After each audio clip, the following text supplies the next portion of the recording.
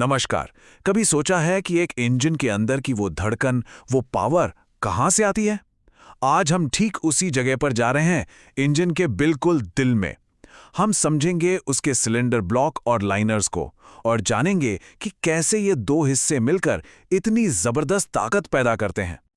वैसे cylinder block को अक्सर इंजन का दिल कहा जाता है और ये बात आप कह सकते हैं बिल्कुल सही बैठती है। ये सिर्फ इंजन के सारे हिस्सों को एक साथ जोड़कर ही नहीं रखता, बल्कि ये उसे वो मजबूती भी देता है जिससे वो अपनी पूरी ताकत से धड़क सके।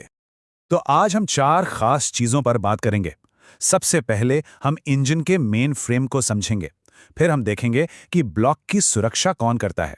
उसके बाद ड्राई और वेट लाइनर्स के बीच का फर्क जानेंगे और आखिर में बात करेंगे कि कैसे इनकी मरम्मत करके एक पुराने इंजन में भी नई जान फूंकी जा सकती है। तो चलिए बिना देर किए शुरू करते हैं इंजन के सबसे बड़े और सबसे मजबूत हिस्से से, यानी कि सिलेंडर ब्लॉक से। सिलेंडर ब्लॉक को आप इंजन की रीढ़ की हड्डी समझ सकते हैं। ये एक बहुत ही मजबूत ढांचा है जो पिस्टन और क्रैंकशाफ्ट जैसे सभी चलने फिरने वाले जरूरी हिस्सों को एकदम सही जगह पर पकड़ कर रखता है। मतलब इसी के वजह से सब कुछ बिना गड़बड़ी के अपना अपना काम कर पाता है। अच्छा, इसे समझने का एक और भी अच्छा तरीका है।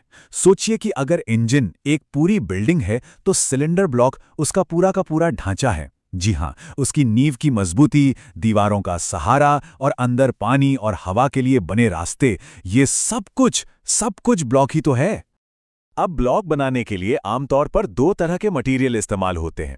एक तरफ है कास्ट आयरन, जो भारी और बहुत मजबूत होता है।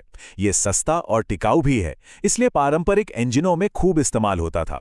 और दूसरी तरफ है आज का मॉडर्न एल्यूमिनियम एलॉय। ये हल्का होता है और बहुत जल्दी ठंडा हो जाता है, जिससे इंजन की परफॉर्मेंस बेहतर होती है। अब देखिए, सिलेंडर ब्लॉक बहुत मजबूत तो है, पर उसे भी लगातार चलने वाले पिस्टन की रगड़ से बचाने के लिए एक सुरक्षा की जरूरत पड़ती है। और यहीं पर एंट्री होती है सिलेंडर लाइनर की, जो ब्लॉक के लिए एक शील्ड, एक सुरक्षा कवच का काम करता है।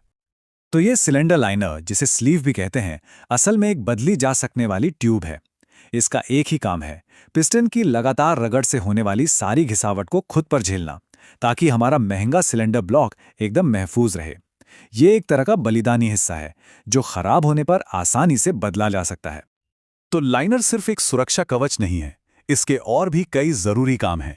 ये कंबशन से पैदा हुई गर्मी को कूलेंट तक पहुंचाता है, दबाव बनाए रखने में मदद करता है और सबसे जरूरी बात, ये इंजन की मरम्मत को सस्ता और आसान बनाता है। सोचिए अगर ये ना हो तो इंजन की मरम्मत कितनी महंगी पड़ सकती है। चलिए अब जरा और गहराई में उतरते हैं और सिलेंडर लाइनर्स की दो मुख्य किस्मों को समझते हैं। देखते हैं कि इनकी डिजाइन और काम करने के तरीके में क्या फर्क है। तो ड्राई और वेट लाइनर्स में एक बहुत बड़ा फर्क है, और वो है कूलेंट के साथ उनका कनेक्शन। ड्राई लाइनर्स पतले होते हैं और कूलेंट से सीधे संपर्क में नहीं आते, इसीलिए ये छोटी गाड़ियों में इस्तेमाल होते हैं। वहीं दूसरी तरफ वेट लाइनर्स मोटे होते हैं और चारों तरफ से सीधे कूलेंट से घिरे रहते हैं। इससे इंजन को जबरदस्त कूलिंग मिलती है और यही वजह है कि इन्हें ट्रकों, बसों और ट्रैक्टरों जैसे भारी भरकम वाहनों में इस्तेमाल किया जाता है। तो अब जब हम इन सब पुर्जों के बारे में जान गए हैं, तो चलिए देखते हैं कि असली दुनिया में इनकी देखभाल कैसे की जाती है और ये इतना जरूरी क्यों है। यहाँ एक बड़ा सवाल उठता है, आखिर इन लाइनर्स को बदलने की जरूरत पड़ती ही क्यों है? मतलब ये ओवरहॉलिंग होती क्या है और क्यों इतनी जरूरी है? देखिए, जब लाइनर्स घिस जाते हैं तो इंजन खुद ही इशारे देना शुरू कर देता है, जैसे गाड़ी का पावर कम हो जाना, तेल की खपत बढ़ जाना या इंजन के कंप्रेशन में कमी आना। ये सभी लक्षण इस बात का संकेत हैं कि अब इंजन को एक ओवरहॉलिंग की सख्त जरूरत है। ओवरहॉलिंग की प्रक्रिया को 5 आसान स्टेप्स में समझ सकते हैं। पहला, इंजन को खोलना। दूसरा, खास टूल से पुराने लाइनर्स को बाहर निकालना। तीसरा, ब्लॉक की अच्छी तरह जांच करना। चौथा, नए लाइनर्स को एकदम परफेक्ट तरीके से फिट करना। और पांचवां और सबसे जरूरी कदम, होनिंग करना। और ये होनिंग ही वो जादुई स्टेप है जो सब कुछ बदल देता है। ये कोई मामूली फिनिशिंग टच नहीं है, बल्कि इस प्रोसेस में लाइनर के अंदरूनी सतह पर एक खास तरह का क्रॉस हैच पैटर्न बनाया जाता है। ये पैटर्न तेल को पकड़कर रखता है, जिससे पिस्टन एकदम स्मूथ चलता है और इंजन की उम्र कई गुना बढ़ जाती है। तो कुल मिला के बात यह है कि जैसे एक पुरानी इमारत को सही रखरखाव से नई मजबूती और नई जिंदगी मिल जाती है, ठीक उसी तरह एक थके हुए इंजन को ओवरहॉलिंग से नई शक्ति मिलती है। यह सिर्फ एक रिपेयर नहीं है, ये तो इंजन का पुनर्जन्म है जो उसे फिर से सड़कों पर दौड़ने के लिए तैयार कर देता है।